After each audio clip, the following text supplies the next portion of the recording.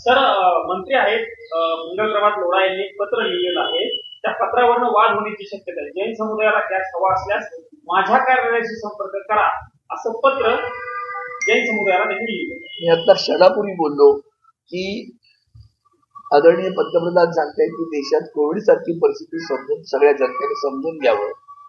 जर कोविड सारखी परिस्थिती आहे तर तिथे हे राज्याचे मंत्री त्यांचा कुठला तरी समाजाचा सण आहे म्हणून गॅस मग काल परवाकडे ईद झाली, रामनवमी झाली, तेव्हा तुम्हाला सुचलं नाही का एका विशिष्ट समाजासाठी वागणं.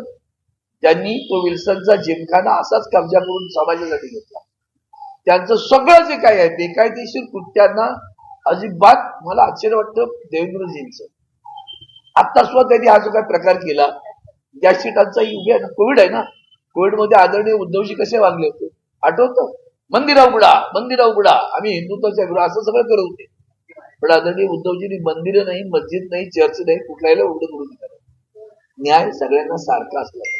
हे लोढा सतत समाजामध्ये तेढ निर्माण करण्याचं काम करतात. त्या रॉक्सी सिनेमा जवळ ऑपेराचा जाऊन बघा, एक म्युरल बनवलं. त्या संतांबद्दल आदर आहे पण त्याचा संबंधही नाही महाराष्ट्राचा. त्या गिरगावमध्ये इतकी मोठी माणसं होऊन गेली, त्यांचं म्युरल नाही लागलं. साहित्यिक होऊन गेले, कलाकार होऊन गेले, कलावंत होऊन गेले, संगीतकार होऊन गेले, क्रीडापटू होऊन गेले. म्युरल त्यांचं ज्याचा ह्या महाराष्ट्राशी संबंध नाही. महाराष्ट्राची सत्त परंपरा आहे. उलट काल परवाकडे सुद्धा त्यांनी कसे तीळ निर्माण करतात तो गुढीपाडव्याच्या सणाच्या दिवशी रांगोळी पुसली गेली म्हणून जाऊन पोलीस स्टेशनवर दबाव आणतात. त्या रांगोळीमध्ये विवेकानंदांचं छायाचित्र होतं. त्या विवेकानंदांच्या छायाचित्र कुठेही त्या प्रतिमेला त्या रांगोळीला धक्का पड लागला. मध्ये लोक नाचली, त्यांची माणसं रांगोळीवर लागली. पण इथं शिवसेनेची माणसं नाचली.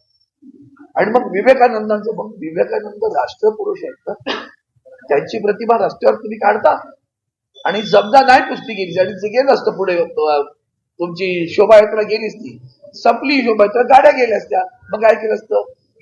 त्याच्यावर गाड्या जातात ना नंतर.